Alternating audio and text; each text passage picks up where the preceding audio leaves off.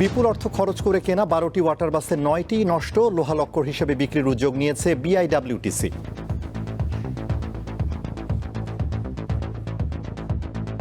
ইঞ্জিনের যে শব্দ এবং শব্দ দূষণ, তার সাথে পানির যে দূষণ, যে মডেলের ওয়াটার বাসগুলি নামানো হয়েছিল সেটা এই পরিবেশ প্রতিবেশের সাথে আসলে মানানসই না। রোহিঙ্গা সংকট দীর্ঘায়িত করা যাবে না বললেন পররাষ্ট্র প্রতিমন্ত্রী শামা ওবায়েদ। সমাধান মিয়ানমারকেই করতে হবে আইনমন্ত্রী।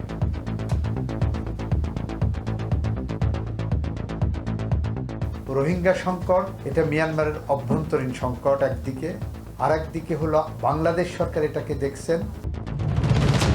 রংপুরে অবসরপ্রাপ্ত শিক্ষক সহ একই পরিবারের 4 জনকে হত্যা, মাদক সেবনে বাধা দেওয়ায় এই হত্যাকাণ্ড বলছে পুলিশ। গ্রেফতার 2। গলায় গামছা পেঁচিয়ে, সেখানে ছাদের উপরে কাপড় চোপড় ছিল, পুরনো একটা গামছা পেঁচিয়ে উনাকে সিঁড়ির মধ্যে হত্যা করেন।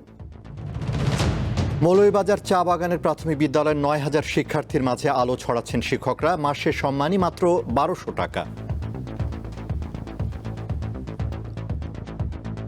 এই বেতন তো চলা যায় না, সংসার চালানোর টাফ।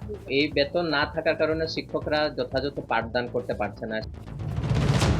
প্রধানমন্ত্রী তারেক রহমানের সফর ঘিরে ভারতকে অনুকূল পরিবেশ তৈরি সহ বেশ কিছু শর্ত দিয়েছে বাংলাদেশ। সরব ভারতীয় গণমাধ্যম।